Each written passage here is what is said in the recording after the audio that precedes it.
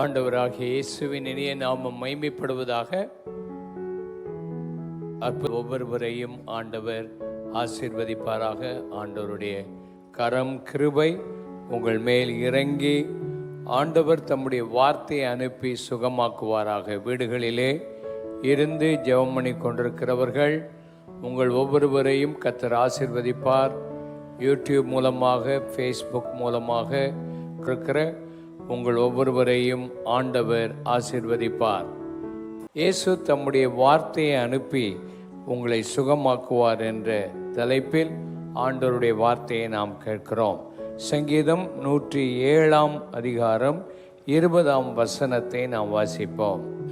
அவர் தமது வசனத்தை அனுப்பி அவர்களை குணமாக்கி அவர்களை அழிவுக்கு தப்புவிக்கிறார். அவர் தமது வசனத்தை அனுப்பி அவர்களை குணமாக்கி அவர்களை அழிவுக்கு தப்புவிக்கிறார்.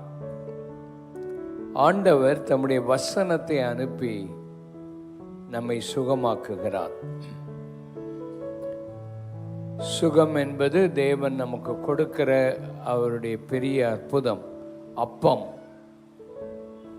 ஆண்டவர் நம்மை அழிவுக்கு விலக்கி மீட்பதற்கு தம்முடைய அருமையான வசனத்தை அனுப்புகிறார். இந்த வசனம் சாதாரணமானது அல்ல. இந்த வசனத்தை பற்றி படிக்கும்போது எபிரேயர் 4 அதிகாரம் 12 நாம் படிப்போம். எபிரேயர் 4:12. தேவனுடைய வார்த்தையானது ஜீவனும் வல்லமையும் உள்ளதாயும். இந்த தேவனுடைய வார்த்தைக்குள்ளே ஜீவன் இருக்கிறது. இந்த தேவனுடைய வார்த்தைக்குள்ளே வல்லமை இருக்கிறது. இருபுறமும் கருக்குள்ள எந்த பட்டயத்தாலும் கருக்கானதாயும். இருபுறமும் கருக்குள்ள எந்த பட்டயத்தை விட கருக்கானதாக இருக்கிறது. ஆத்துமாவையும் ஆவியையும் கணுக்களையும், ஆத்துமா ஆவி கணுக்களையும் ஊனையும் பிரிக்கத்தக்க உருவ குத்துகிறதாயும் இருதயத்தின் நினைவுகளையும் யோசனைகளையும் வகையறுக்கிறதாய் இருக்கிறது. ஒரு எக்ஸ்ரே லாப்டால் ஸ்கேன் ஒரு மனிதனுடைய உடம்புக்குள்ளே என்ன இருக்கிறது, என்னென்ன பிரச்சனை இருக்கிறது என்று கண்டுபிடிப்பதற்கு அதனுடைய கதிர்கள் ஊடுருவி சென்று அதை கண்டுபிடிப்பது போல ஆண்டவருடைய வார்த்தையும் அவ்வளவு அழகாக நம்முடைய ஆத்துமா, நம்முடைய ஆவி, நம்முடைய ஊன், நம்முடைய கணுக்கள், நம்முடைய சரீரத்துக்குள்ளே கர்த்தருடைய வார்த்தை ஆழமாய் சென்று யாருக்கும் தெரியாத நம்முடைய யோசனைகள், நம்முடைய சிந்தனைகள், இவைகளை எல்லாம் வகையறுக்கத்தக்கதாக இந்த தேவனுடைய வசனம் வல்லமை உள்ளதும் ஜீவன் உள்ளதுமாயிருக்கிறது. இந்த ராத்திரி வேளையில் எத்தனை பேர் அதை விசுவாசிக்கிறீர்கள்? இன்றைக்கு இந்த தேவனுடைய வார்த்தை ஜீவனுள்ள வார்த்தையாக, வல்லமை உள்ள ஒரு வார்த்தையாக நம்முடைய சரீரத்துக்குள்ளே இருக்கிற எத்தனை பிரச்சனைகளாயிருந்தாலும், என்ன காரியமாயிருந்தாலும் அதற்குள்ளே ஊடுருவி செல்லும். ஒரு கத்தி 2 புறமும் கருக்குள்ள பட்டயம்.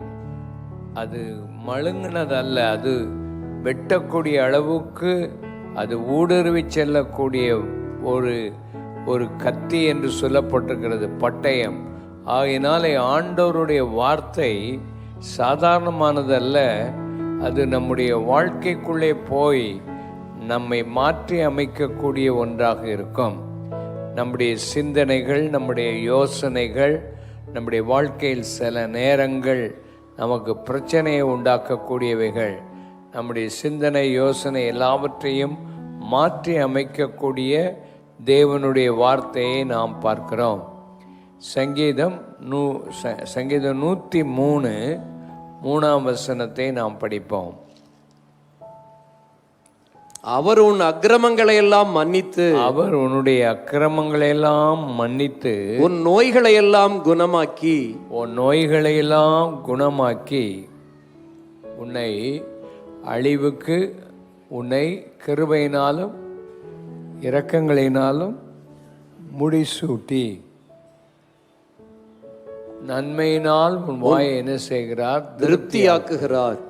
கழுகுக்கு சமானமாய் வயது திரும்ப வாழ வயது போலாகிறது. ஆண்டவர் அக்கிரமங்களை எல்லாம் மன்னிக்கிறார், உன் நோய்களை எல்லாம் அவர் குணமாக்குகிறார். உன் அழிவுக்கு விலக்கி மீட்டு தம்முடைய கிருபையினால் இரக்கத்தினால் முடிசூட்டுகிறார். அதனால்தான் நம்முடைய ஆத்மாவிலே கர்த்தரை ஸ்தோத்திரம் பண்ண வேண்டும். நம்முடைய ஆத்மாவில் கர்த்தரை ஸ்தோத்தரிக்க வேண்டும். நம்மை நாமே தாழ்த்தி ஆண்டவருடைய சன்னிதானத்தில் ஆண்டவரை எப்பவும் தோத்திரம் பண்ணணும். அவர் ஏராளமான நன்மைகளை அவர் செய்கிறார். அந்த நன்மையில் ஒன்று அக்கிரமங்களை எல்லாம் அவர் நீக்கி குணமாக்குகிறார். நம்முடைய வாழ்க்கையில் நம்முடைய பாவங்கள் நம்மை பயங்கரமாக பாதிக்கும். நம்முடைய குறைகள், நம்முடைய அக்கிரமங்கள் நம்மை பாதித்து நம்முடைய வாழ்க்கையிலே பலவிதமான சூழ்நிலைகளுக்குள்ளே நம்மை கொண்டு செல்லும். அதனால் ஆண்டவர் தயவுள்ளவர். அவருடைய வசனங்கள் நம்முடைய பாவங்களை மன்னிக்கக்கூடியது, நம்முடைய அக்கிரமங்களை எல்லாம் மன்னிக்கக்கூடியது. இந்த உலகத்திலேயே பெரிய அதிசயம் வியாதிகள் சுகமாவது அல்ல, நம்முடைய பாவ வியாதி சுகமாகணும்.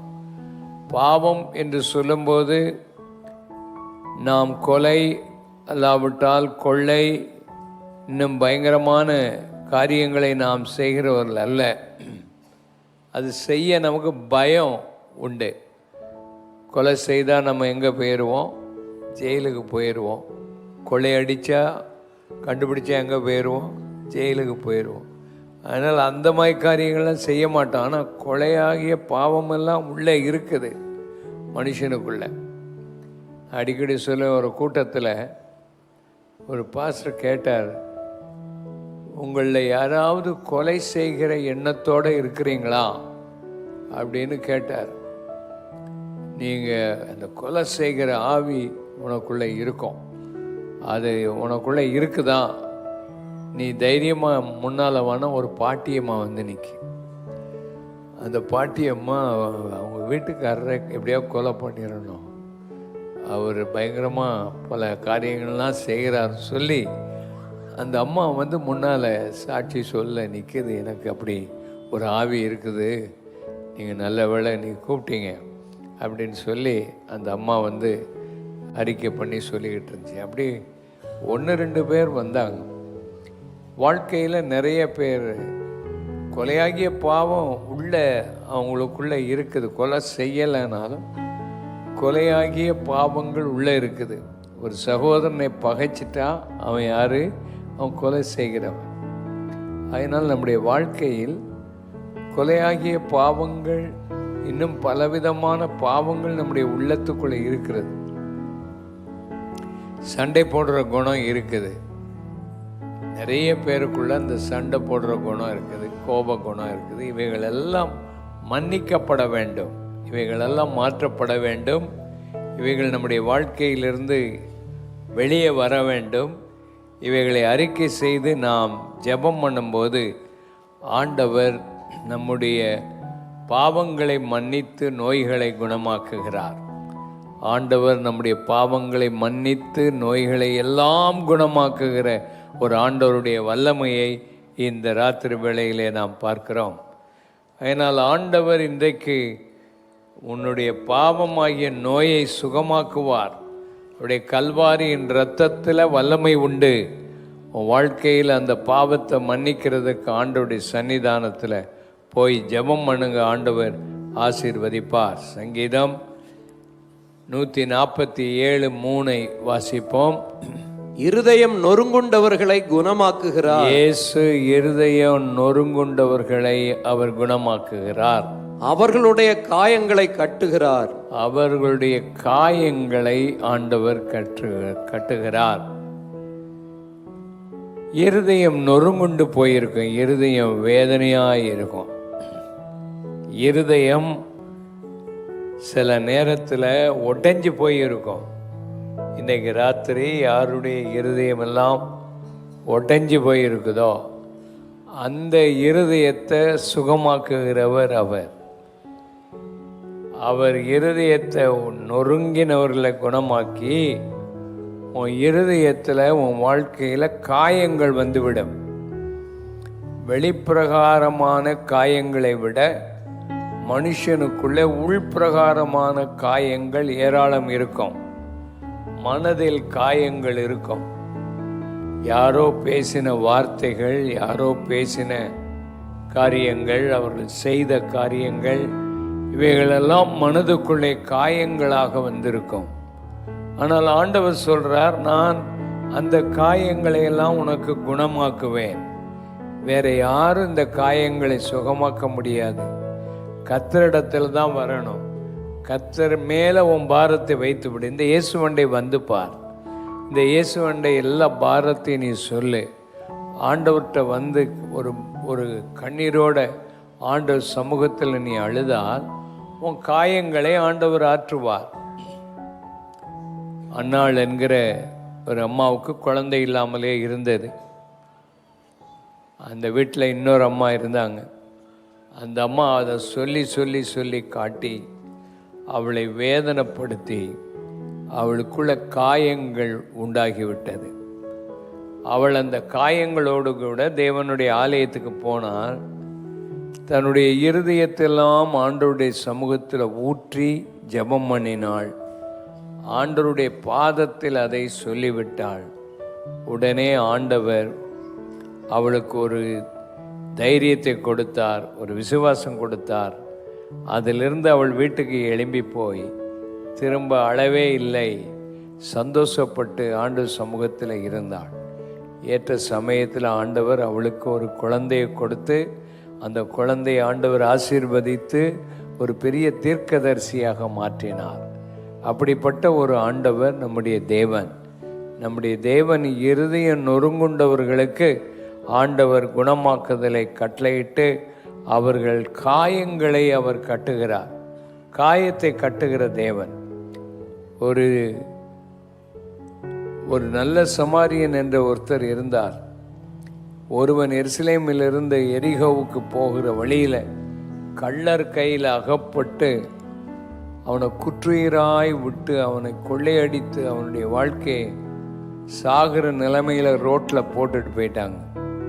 ஆனால் நல்ல சமாரியன் சொல்லப்படுகிற நம்முடைய ஆண்டவராகிய இயேசு கிறிஸ்து ஒப்பனையானவர் வந்து அந்த காயங்களையெல்லாம் அவனுக்கு கட்டி அவனை தன் வாகனத்தில் தூக்கி அவனை சத்திரத்தில் கொண்டு போய் வைத்து அவனுடைய தேவைகளெல்லாம் அன்று சந்தித்தது போல உன் வாழ்க்கையில் காயங்கள் இருக்கிற இடங்களில் காயங்களை கட்டும் தேவன் ஒருவர் இந்த வேளையில் இருக்கிறார். உன் காயங்களை கட்ட இன்றைக்கு ராத்திரி ஆண்டவர் பிரசன்னமாயிருக்கிறார். ஐயா, என் வாழ்க்கையில் உள்ளே காயங்கள் இருக்கிறது, என் மனதில் வேதனைகள் இருக்கிறது, பலவிதமான அழுத்தங்களினாலே நான் இன்றைக்கு ராத்திரி வந்திருக்கிறேன். நீர்தான் எனக்கு ஒரு விடுதலை கொடுக்கணும் என்று சொல்லி விசுவாசிக்கிறவர்கள் ஆண்டவருடைய சன்னிதானத்தில் ஆண்டவர் என் காயங்களை இன்றைக்கு கட்டணும் என்று நம்பி விசுவாசிக்கிற கைகளை உயர்த்தி காண்பீங்கள். ஆண்டவரே, என் வாழ்க்கையில் என் காயங்களை நீர் கட்டணும், என் மனதில் இருக்கிற வேதனைகளை மாற்றணும், என்னை அறியாமலும் எனக்கு விரோதமாய் வருகிற பொல்லாத வேதனைகள் காயங்களிலிருந்து நீர் விடுதலையாக்கணும். எல்லாரும் ஒருமனப்படுவோம். அப்படி காயங்கள் உண்மையாக இருக்கிறவர்கள் ஒரு நிமிஷம் எழுந்திருங்கள். உங்களுக்காக ஜெபம் பண்ணுவோம். ஆண்டவருடைய நாமத்தினாலே உள் காயங்கள் மனவேதனைகள் இருக்கிற மக்களை ஆண்டவரை இந்த ராத்திரி வேளையில் நீர் உம்முடைய நாமத்தினாலே தொடும்படி ஜெபிக்கிறோம். தூரத்தில் வீடுகளில் இருந்து பார்த்து கொண்டிருக்கிறவர்கள், குழுக்களாக பார்த்து கொண்டிருக்கிற உங்கள் மனவேதனைகள் காயங்களை இன்றைக்கு ஆண்டவர் பாதத்தில் சொல்லிவிடுங்கள். எந்த காயங்களெல்லாம் உங்களை வேதனைப்படுத்துகிறதோ, எந்த காயங்கள் உங்கள் வாழ்க்கையில் வந்திருக்கிறதோ அவைகளை ஆண்டவருடைய சமூகத்தில் சொல்லுவோம். ஆண்டவர் அந்த காயங்களை ஆற்றுகிறவர். கரம் உயர்த்தி சொல்லுவோம், ஆண்டவரே எனக்கு உள்ளே காயங்கள், சரீர பிரகாரமான காயங்களும் இருக்கிறது, உள்பிரகாரமான காயங்களும் இருக்கிறது. உம்முடைய நாமத்தினாலே இந்த காயங்களை நீர் ஆற்றுகிற தேவன். உம்முடைய நாமத்தில் அற்புதங்களை நீர் செய்யும்படி ஜெபிக்கிறோம். உம்முடைய கரம் இறங்கி வரட்டும். உம்முடைய நாமத்தை நீர் மகிமைப்படுத்தும். ஆண்டவருடைய நாமம் உயர்த்தப்பட இந்த வேளையில் நாங்கள் ஜெபம் பண்ணுகிறோம். ஆண்டவரே உம்முடைய பிள்ளைகளை நீர் ஆசீர்வதிப்பீராக. உம்முடைய காயங்களை ஆற்றுகிற தேவன் தம்முடைய நாமத்தை மகிமைப்படுத்தும். ஆசீர்வதியும். எல்லாவற்றிலும் உடைய கிருபை கூட இருக்கட்டும். ஆண்டவருடைய கரம் கூட இருந்து ஆசீர்வதிக்கும்படி ஜெபிக்கிறோம். எல்லாரும் ஆமேன் சொல்லுவோம். ஆமேன். உட்காருவோமாக. எரேமியா 33:6 வாசிப்போம். எரேமியா 33:6. இதோ நான் அவர்களுக்கு சௌக்கியமும் ஆரோக்கியமும் வரப்பண்ணி, அவர்களுக்கு நல்ல சௌக்கியமும் ஆரோக்கியமும் வரப்பண்ணி, அவர்களை குணமாக்கி, அவர்களை நான் குணமாக்கி, அவர்களுக்கு பரிபூரண சமாதானத்தையும் சத்தியத்தையும் வெளிப்படுத்துவேன். அவர்களுக்கு நான் பரிபூர்ணமான சமாதானத்தையும் சத்தியத்தையும் வெளிப்படுத்துவேன். ஒரு ஆண்டவர் சௌக்கியம் ஆரோக்கியம் வர பண்ணும்போது எவ்வளவு சமாதானமும் எவ்வளவு பரிபூர்ணமான ஒரு சமாதானமும் ஒரு சத்தியமும் ஆண்டவர் தம்மை வெளிப்படுத்துகிறார் நமக்கு. உனக்கு ஒரு பூர்ணமான ஆரோக்கியத்தை வர பண்ணுவேன், உன்னை குணமாக்குவேன். ஆண்டவர் சொல்றார், நான் உன்னை குணமாக்குவேன். இந்த 33:3 வாசிக்கும்போது, என்னை நோக்கி கூப்பிடு, நான் உனக்கு என்ன கொடுப்பேன்? மறு உத்தரவு கொடுப்பேன். நீ அறியாதது எட்டாதமான பெரிய காரியத்தை உனக்கு செய்வேன். அடுத்தபடியாக இந்த அதிகாரத்தில் நம்ம வாசிக்கும்போது 6ஆம் அதிகாரம் 33:6, அவர்களுக்கு சத்தியம், அவர்களுக்கு சௌக்கியம், அவர்களுக்கு ஆரோக்கியம் அவங்களுக்கு வரப்பண்ணுவேன். இன்னைக்கு சௌக்கியம் ஆரோக்கியம் இல்லாதவர்களுக்கு ஆண்டவர் சௌக்கியத்தையும் ஆரோக்கியத்தையும் வரப்பண்ணுகிற தேவன். அவர்களை குணமாக்குவேன் சொல்றார். அவர்கள் மேலே ஆண்டவர் தம்முடைய கைகளை வைத்து உன்னை குணமாக்குவார், உன்னை விடுதலையாக்குவார், உனக்கு அற்புதத்தை ஆண்டவர் செய்வார். அவர் உனக்கு பரிபூர்ணமான சமாதானத்தை கொடுப்பார். உன் வீடுகளுக்குள்ள பலவிதமான பயம், பலவிதமான போராட்டங்கள் இருக்கும். ஆனால் அவர் பரிபூர்ண சமாதானத்தை உனக்கு கொடுப்பார். உன் வீட்டுக்குள்ள சமாதானம் இல்லாமலே இருக்கும், சொல்ல முடியாது. ஏன் இப்படி சமாதானம் இல்லாமல் போகுதுன்னு சொல்ல முடியாது. உன் வாழ்க்கையில் பல விதத்தில் உன்னை தாக்குகிற பல போராட்டங்களை பார்க்கிறோம். ஆண்டவர் எப்படி ஆயினும் அவருடைய கரம் நம்மை தொட்டு சுகமாக்கக்கூடியது, வல்லமை உள்ளது. ஆண்டவர் பெரிய காரியங்களை செய்கிறார். ஆண்டவருடைய கரம் கூட இருக்கும். சமாதானத்தை ஆண்டவர் பூர்ணமாய் நமக்கு தருவார். ஆண்டவர் பெரிய காரியங்களை செய்து ஆண்டவர் பெரிய காரியங்களை நமக்கு செய்ய ஆயத்தமாக இருக்கிறார். எரேமியா தீர்க்கதரிசியின் புத்தகம் 30ஆம் அதிகாரம் 17ஆம் வசனத்தை வாசிப்போம். 30:17.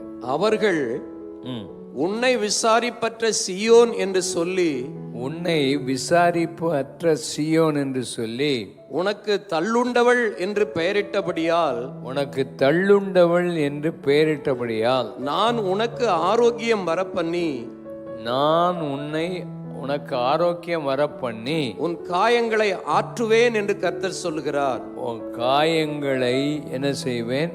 ஆற்றுவேன். உன்னை விசாரிப்பு அற்ற சியோன் என்று சொல்லி உன்னை தள்ளுண்டவள் என்று பெயரிட்டபடியால், உன்னை எல்லாரும் தள்ளிடுவாங்க. சில நேரம் உன்னை விசாரிக்க கூட ஆட்கள் இருக்காது. இப்படிப்பட்ட சூழ்நிலைகள் உனக்கு வரும். உன்னை விசாரிக்க மாட்டாங்க, உன்னை தள்ளுண்டவர்களாக்கிடுவாங்க. அப்படிப்பட்ட சூழ்நிலையில் ஆண்டவர் சொல்றார், நான் உனக்கு ஆரோக்கியம் வரப்பண்ணுவேன், நான் உன் காயங்களை கட்டுவேன். நீ தள்ளப்பட்டிருந்தாலும், நீ பலவிதமாக ஒதுக்கப்பட்டிருந்தாலும், உன்னை விசாரிக்கிறதற்கு ஆட்கள் இல்லாமல் போய்விட்டாலும், உன்னை விசாரிக்கிறவர் ஒருவர் உண்டு. ஆமென்.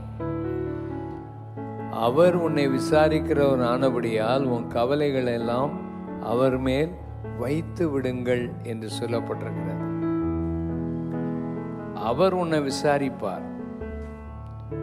அவர் உன்னை பார்த்து, உன்னை கூப்பிட்டு, உன்னை விசாரித்து, நீ தள்ளப்பட்டிருக்கிற ஒன்றை ஆண்டவர் சேர்த்து கொள்ளுகிற ஒரு சூழ்நிலை.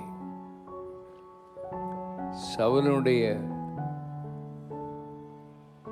குமாரனாய் யோனத்தானுக்கு ஒரு குமாரன் இருந்தான், மேபி போசேத் என்று.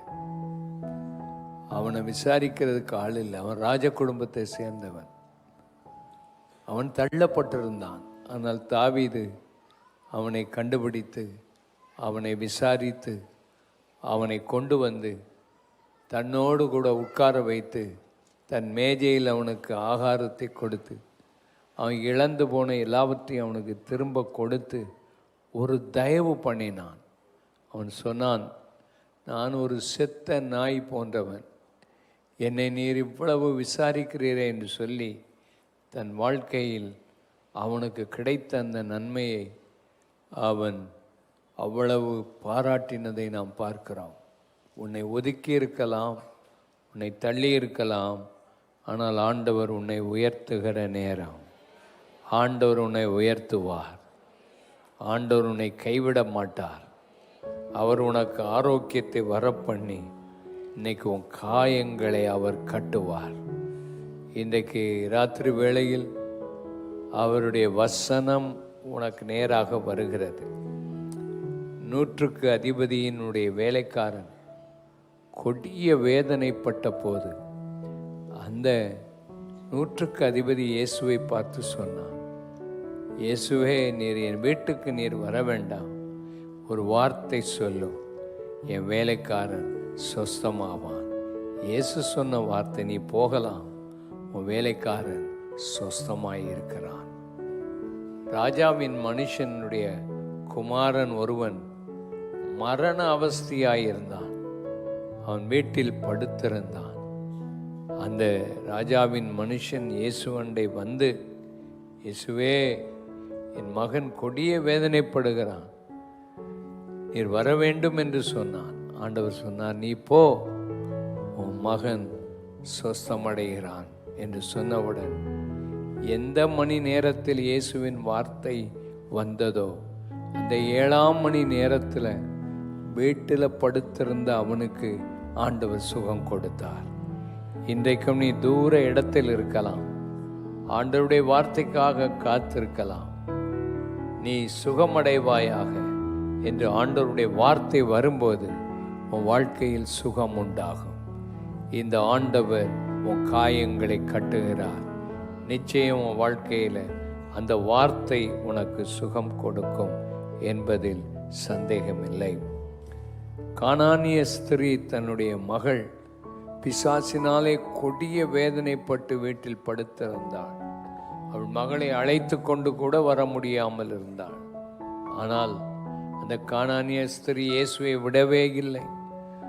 அவர் பின்னாலேயே போய் என் மகளுக்கு சுகம் கொடுக்க வேண்டும் என்று சொல்லி அவர் பின்னாலேயே போன போது, நீ போகலாம், உன்னுடைய மகள் சுகமாயிருப்பாள் என்று இயேசு சொன்ன அதே நிமிஷத்தில் வீட்டில் பிசாசினாலே கொடிய வேதனைப்பட்ட அந்த மகளை அன்னைக்கு ஆண்டவர் சுகமாக்கினார். அந்த இயேசுவின் வார்த்தை இன்றைக்கும் வல்லமை உள்ளதாயிருக்கிறது. அது நேற்றும் இன்றும் என்றும் மாறாததாயிருக்கிறது. 10 குஷ்டரோகிகள் இயேசுவை தேடி அவர்கள் தூரத்தில் நின்று, இயேசு, ஐயரே, எங்களுக்கு இறங்கும் இறங்கும் என்று கதறினார்கள். இயேசு அவர்களை பார்த்து, நீங்கள் போகலாம், நீங்கள் போகலாம், நீங்கள் சொஸ்தமடைந்தீர்கள் என்று சொன்னார். அந்த 10 குஷ்டரோகிகளும் அந்த வார்த்தையை நம்பி போனார்கள். அந்த 10 குஷ்டரோகிகளும் சுகமடைந்தார்கள். ஆனால் ஒரே ஒருவன் மாத்திரம்தான் திரும்பி வந்து ஆண்டவருக்கு நன்றி சொன்னான். அருமையானவர்களே, இன்றைக்கு ராத்திரி இயேசு கிறிஸ்துவின் வார்த்தை வல்லமை உள்ளது. அவர் உனக்கு ஆரோக்கியம் வர பண்ணுவேன் சொல்லியிருக்கிறார். அவர் உன் காயங்களை கட்டுவேன் என்று ஆண்டவர் சொல்லியிருக்கிறார். அவருடைய காயங்கள், அவருடைய தழும்புகள் உன்னை சுகமாக்கும். இயேசு சிலுவையில் காயங்கள் அடைந்தவர். அந்த காயங்கள் உன்னை சுகமாக்கக்கூடியது. இன்றைக்கு ஆண்டவர் உன்னை நிச்சயம் சுகமாக்கி உன்னை விடுதலையாக்குவார். கண்களை மூடி நாம் ஜெபம் பண்ணுவோம். அக்கிரமங்களை எல்லாம் ஆண்டவர் மன்னித்துவோம். பாவங்களை அவர் குணமாக்குவார். உன்னிடத்தில் உள்ள எல்லா பாவங்களையும் இயேசு மாற்றி உனக்கு ஒரு சுகத்தை கொடுக்க அவர் வல்லமை உடையவராயிருக்கிறார். இந்த ராத்திரி விசுவாசத்தோடு அவருடைய பிரசன்னம் இந்த இடத்தில் இருக்கிறது. அவருடைய மென்மையான காற்று உன் மேலே வீசி கொண்டிருக்கிறது. அவர் உன் காயங்களை கட்டி கொண்டிருக்கிறார். இன்றைக்கு நீண்ட நாட்களாயிருக்கிற வியாதிகள், வேதனைகள், காயங்கள், வருத்தங்கள் அவைகளெல்லாம் உன் வாழ்க்கையை விட்டு ஓடுகிறது. இந்த தேவன் என்றென்றைக்கும் உள்ள சதா காலங்களிலும் நம்முடைய தேவன். உன்னை மரண பரியந்த உன்னை நடத்த வல்லமை உடையவர். அவரை விசுவாசிக்கும் போது அவர் உன்னை சுகமாக்குகிற கர்த்தர். ஆண்டவருடைய ஒரு வல்லமை இந்த நேரத்தில் இறங்கி வருவதாக நம்ம எல்லாரும் ஒரு மனதோடு காத்திருப்போம். ஐயா, இயேசு என் பாவத்தை மன்னிக்கணும். எனக்கு இருக்கிற பாவ காயங்களை ஆண்டவர் மாற்றணும். நான் பரிசுத்தம் அடையணும். எனக்கு ஆண்டவர் என் அக்கிரமங்களையெல்லாம் மன்னிக்கணும். எனக்கு எந்த பாவங்கள் இருந்தாலும் இன்னைக்கு இயேசு எனக்கு மன்னித்து என்னை விடுதலையாக்கணும். முதலாவது என் பாவத்திலிருந்து ஆண்டவர் என்னை விடுதலையாக்க எனக்காக வேண்டிக் கொள்ளுங்கள் என்று சொல்லுகிறவர்கள் ஆண்டவரை நோக்கி பார்க்க போகிறோம். இயேசு என் பாவங்களை மன்னிக்கணும், எனக்காக வேண்டிக் கொள்ளுங்கள் ஐயா என்று சொல்லுகிறவர்கள் கை உயர்த்தி காண்பீங்கள். கை உயர்த்தி காண்பீங்கள். சீக்கிரம் எங்கே இருந்தாலும் ஆண்டவர் உங்களை ஆசீர்வதிப்பார். கை உயர்த்தி காண்பீங்கள். இயேசு என் பாவத்தை மன்னிக்கணும், எனக்காக வேண்டிக் கொள்ளுங்கள். கைகளை உயர்த்தின ஒரு நிமிஷம் எழுந்திருக்கும்படி கேட்கிறோம். எழுந்திருங்கள். ஆண்டவர் உங்களை ஆசீர்வதிப்பார். கைகளிலே அந்த எண்ணெய் பாட்டில் கொடுத்திருந்தால் அதை எடுத்துக்கொண்டு முன்னாலே வாருங்கள். இப்பொழுது வியாதிகளுக்காகத்தான் ஜெபம் பண்ண போகிறோம். எழுப்பி நிற்கிறவங்க முன்னால் ஓடிவாங்க, சீக்கிரமாக வாங்க உங்களுடைய சமூகத்தில். அதே போல் வீடுகளிலே பார்த்து கொண்டிருக்கிற நீங்கள், ஆண்டவர் உங்களை சுகமாக்குவார். ஆனால் முதலாவது பாவம் மன்னிக்கப்படணும். பாவத்தை ஆண்டவர் நீக்கும் போது தான் சுகம் உண்டாகும். அந்த பாவ மன்னிப்புக்காக ஜெபம் பண்ண போகிற முதலாவது. ரெண்டாவது தான் வியாதியஸ்தலுக்காக ஜெபம் பண்ணுவோம். பாவங்கள் மன்னிக்கப்பட ஜெபம் பண்ணுவோம். நீங்களும் வீடுகளிலே இருக்கிற எழுந்து நில்லுங்கள், உங்களுக்காக ஜெபம் பண்ண போகிறோம். முன்னாலே வந்திருக்கிறவர்களும் வீடுகளிலே கை உயர்த்தினவர்கள், எழுந்திருக்கிறவர்கள் வீடுகளிலே என் பாவம் மன்னிக்கப்படணும், இயேசு என் பாவத்தை சுகமாக்கணும் சொல்கிறவங்க கை உயர்த்தி காண்பியுங்கள்.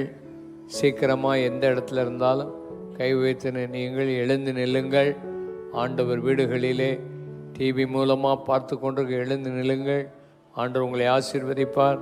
அங்கே மூப்பர்கள் யாராவது இருப்பீர்கள், ஆனால் உங்கள் எண்ணெயை எடுத்துக்கொண்டு அவர்களுக்காக ஜெபம் பண்ண ஆயத்தமாகுங்கள். இன்றைக்கு வியாதிகளிலிருந்து சுகமாக அற்புதங்களை ஆண்டவர் செய்வார். நான் சொல்கிற ஜெப வார்த்தையை சத்தமாக சொல்லுங்கள். அன்புள்ள இயேசுவே, என் பாவங்களை எனக்கு மன்னியும்.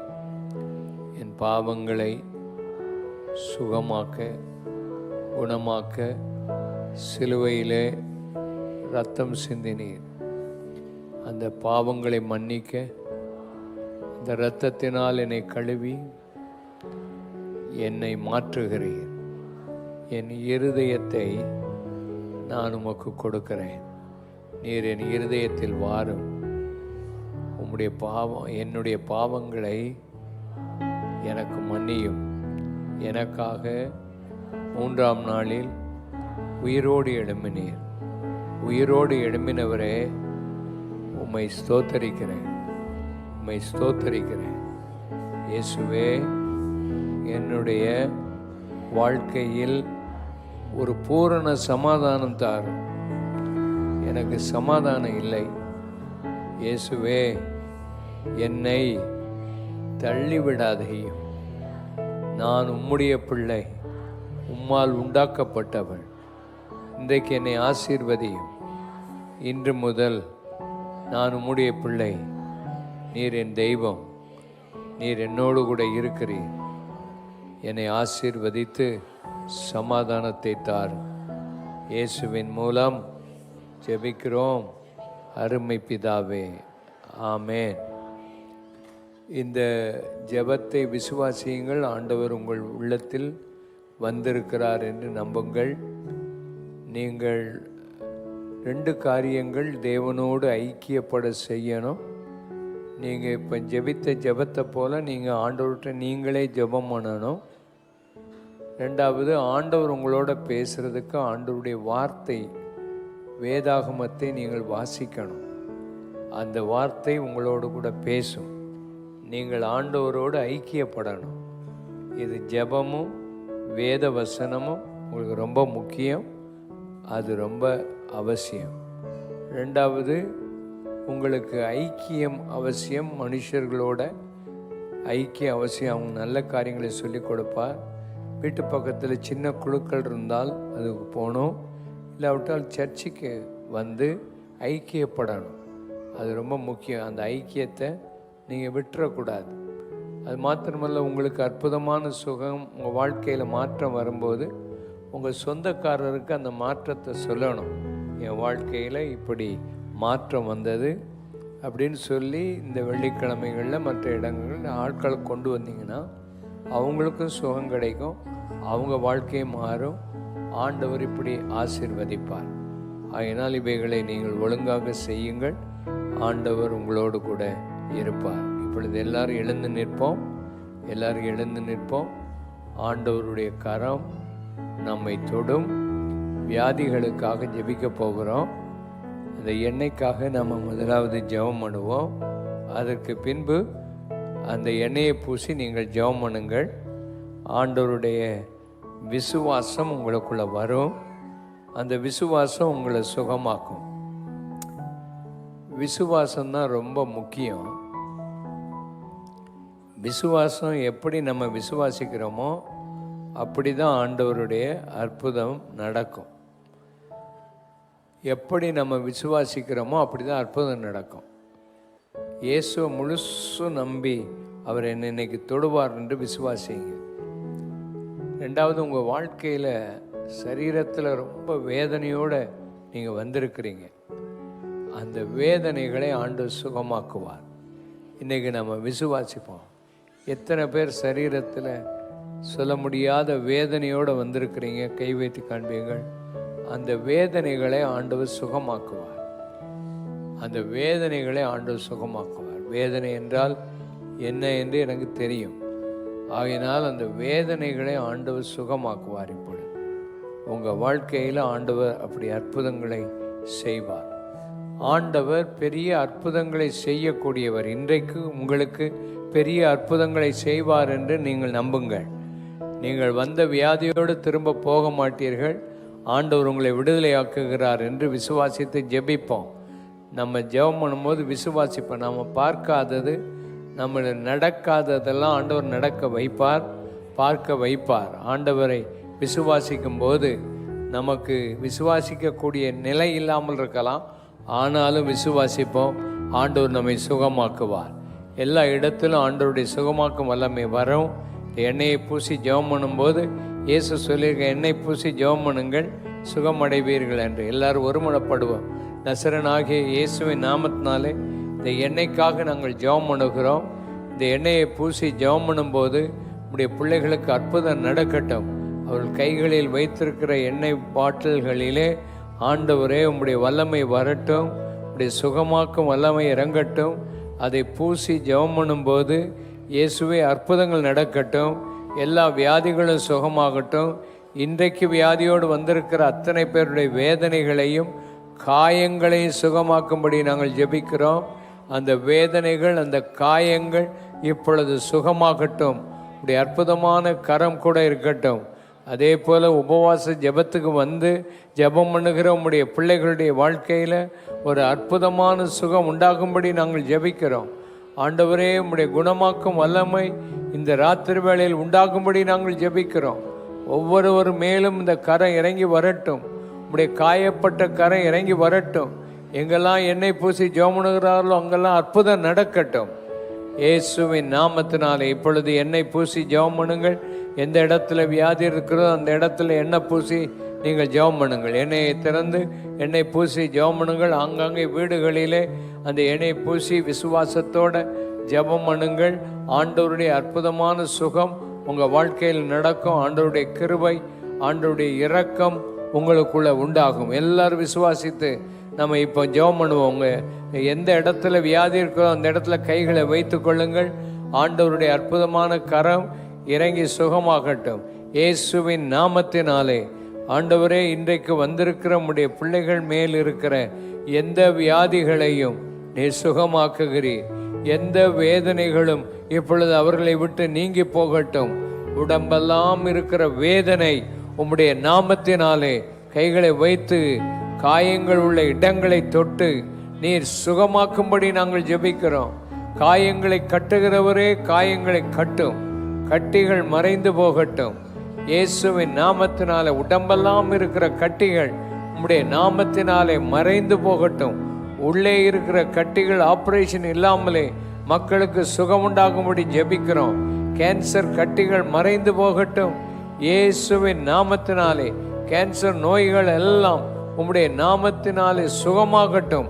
அற்புதமான ஒரு சுகம் உம்முடைய பிள்ளைகளுக்குள் உண்டாகும்படி நாங்கள் ஜெபிக்கிறோம். தேவன் தம்முடைய நாமத்தை மகிமைப்படுத்தி உள்ளே இருக்கிற அத்தனை பலவீனமும், பலவீனப்பட்ட சரீரம், பலவீனப்பட்ட ஆவி, பலவீனப்பட்ட ஆண்டவரே அவயவங்கள் இன்றைக்கு பலப்படும்படி நாங்கள் ஜெபிக்கிறோம். பலப்படுத்தும் இயேசுவின் நாமத்தினாலே. உச்ச தலைமுல உள்ளங்கால் வரைக்கும் உம்முடைய வல்லமை பாய்ந்து செல்லும்படி ஜெபிக்கிறோம். பொல்லாத ஆவிகள் புறப்பட்டு போகும்படி ஜெபிக்கிறோம். அசுத்த ஆவிகள் ஒன்று கிரியை செய்யக்கூடாது. அவைகள் வெளியேறட்டும், வீட்டுக்குள்ளே வரக்கூடாது. உடைய பிள்ளைகளை நீ சுகமாக்கும்படி ஜெபிக்கிறோம். வேதனையோடு வந்திருக்கிற பிள்ளைகள் வேதனையோடு திரும்ப வீட்டுக்கு போகக்கூடாது. வியாதியோடு வந்திருக்கிற பிள்ளைகள் வியாதியோடு திரும்ப வீடுகளுக்கு போகக்கூடாது. அவள் ஒவ்வொருவரை தொடும்படி ஜெபிக்கிறோம். நெஞ்சு வலிகளை தொட்டு சுகமாக்கும். இருதய வேதனைகளை நீக்கி சுகமாக்கும். மூக்கு, தொண்டை ஆண்டவரே பிரச்சனைகள், காதுகள் பிரச்சனைகளை மாற்றி சுகமாக்கும். உச்சந்தலையை நீர் தொட்டு சுகமாக்கும். தலையில் இருக்கிற ஆண்டவரே மண்டை குத்துகளை நீர் மாற்றி சுகமாக்கும். தலை வலி சுகமாகட்டும். நீண்ட நாட்களாக இருக்கிற தலை வலியை நீர் சுகமாக்கி போடுகிறீர். கழுத்து நரம்புகளை தொட்டு எலும்புகளை தொட்டு சுகமாக்கும். தேய்ந்து போன எலும்புகள் ஆண்டவரே சரியாகும்படி நாங்கள் ஜெபிக்கிறோம் இயேசுவின் நாமத்தினாலே. முதுகு எலும்புகளை நீர் சுகமாக்கும் ஆண்டவரே. கால் தொடை எலும்புகள், மூட்டு எலும்புகள், இயேசுவே கணுக்கால் எலும்புகள், முழங்கால் எலும்புகள் எல்லாவற்றையும் சுகமாக்கும். எல்லா நரம்புகளையும் தொட்டு நரம்பில் இருக்கிற எல்லா பலவீனம் மாறும்படி நாங்கள் ஜெபிக்கிறோம் இயேசுவின் நாமத்தினாலே. அந்த வியாதிகள் புறப்பட்டு போகட்டும் ஆண்டவரே. விரல்களில் இருக்கிற மடக்க முடியாமல் இருக்கிற விரல்கள் நீட்டப்படுவதாக. புண்கள் மாறட்டும் இயேசுவின் நாமத்தினாலே. புண்கள் காய்ந்து போகட்டும் இயேசுவின் நாமத்தினாலே. ஆண்டவரே, கிட்னியில் உள்ள புண்களை சுகமாக்கும். கிட்னியில் இருக்கிற எல்லா நோய்களையும் சுகமாக்கும். கிட்னி கல்கள் வெளியேறட்டும் ஆண்டவரே. கணையத்தில் இருக்கிற எல்லா காரியங்களையும் சரிப்படுத்தும்படி ஜெபிக்கிறோம் ஆண்டவரே. கல்லீரல் பிரச்சனையை சுகமாக்கும் ஆண்டவரே. உணவு குழாய்கள், உணவு பையில் இருக்கிற வேதனைகளை மாற்றும். சகல விதமான நோய்கள் சுகமாகட்டும். நுரையீரல் பிரச்சனை சுகமாகட்டும். மூச்சு திணறல்கள் சுகமாகட்டும் ஆண்டவரை. எழுதி கொடுத்த ஒவ்வொரு காரியங்களுக்கும் நீர் விடுதலை தந்திரலும். எல்லா கேன்சர் நோய்களும் சுகமாகட்டும். பரீட்சை எழுதுகிற பிள்ளைகளுக்கு நல்ல மார்க்குகள் எடுத்து ஆண்டவரே பரீட்சை எழுத நீர் உதவி செய்யும்படி நாங்கள் ஜெபிக்கிறோம்.